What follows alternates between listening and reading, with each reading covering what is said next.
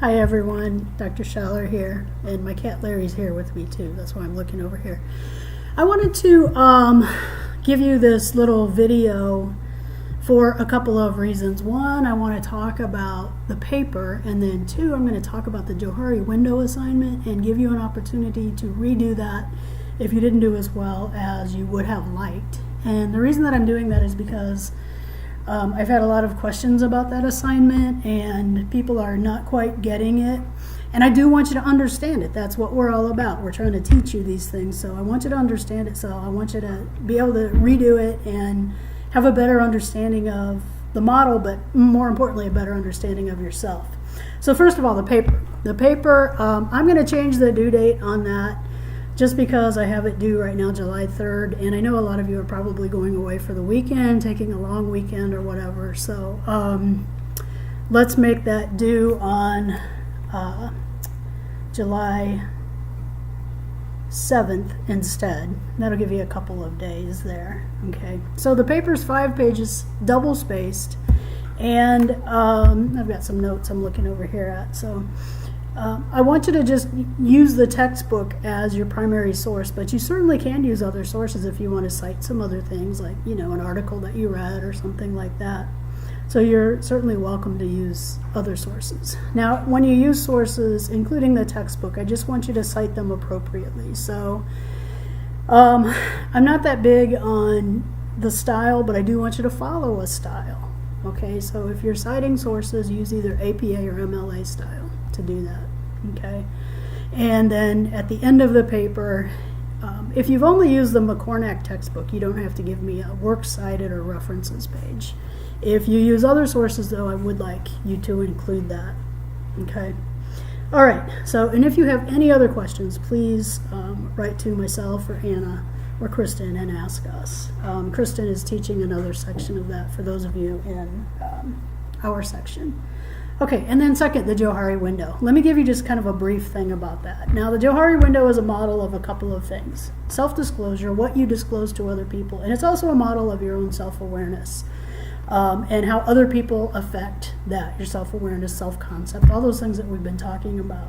Okay, so 4 quadrants in the model, and it was actually put together by 2 people named Joe and Harry, by the way, which I think is always kind of funny.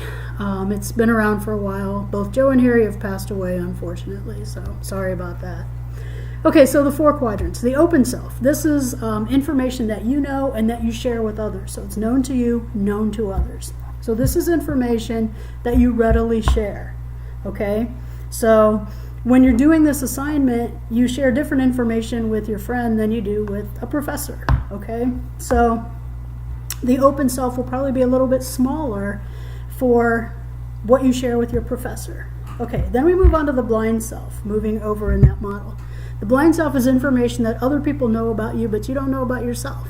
So maybe you have a nervous tick or a habit or something that you do, or you say like a lot and you don't realize it, or you I don't know, just something that people have brought up, like you know that you have a tendency to shake your leg when you talk, when you're nervous, things like that. Anything that anybody has brought up to you that you just really didn't realize. Okay, so if people have told you something about that, that's what you would include there.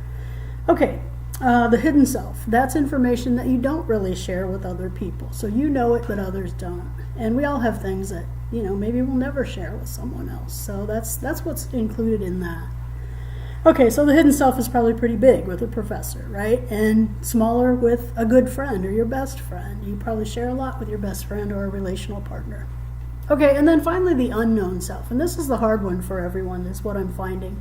So the unknown self is information that you don't know and other people don't know. So what the heck is that, right? Well, it's kind of like, think about future things, right? So when are you going to get married? Some of you may know that. How many children will you have? If you know CPR and you had to use it, but you've never used it before, how are you going to react? Maybe you have a hidden talent that you haven't yet discovered. When I was starting out, my first job, which was at Indiana University, I wouldn't have known that a few years later I'd be moving to Hawaii. No idea. that just happened. Okay, so that's that unknown. It's kind of like what the future holds for us, and we just don't know, or things that may be about ourselves that we haven't yet discovered.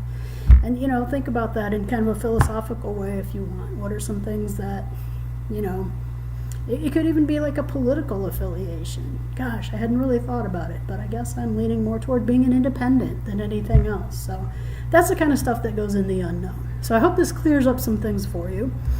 Please, please, please send an email if you have questions about any assignment, if you're unsure of how to do anything, if there's something that you don't understand, please ask us. That's what we're here for. And I know there's a disconnect with this being an online class. So, somebody came to see me this morning in my office, so that was great. I'm meeting some of you, and that's great. If you want to make an appointment and talk with me, please do so. Okay, just give me an email.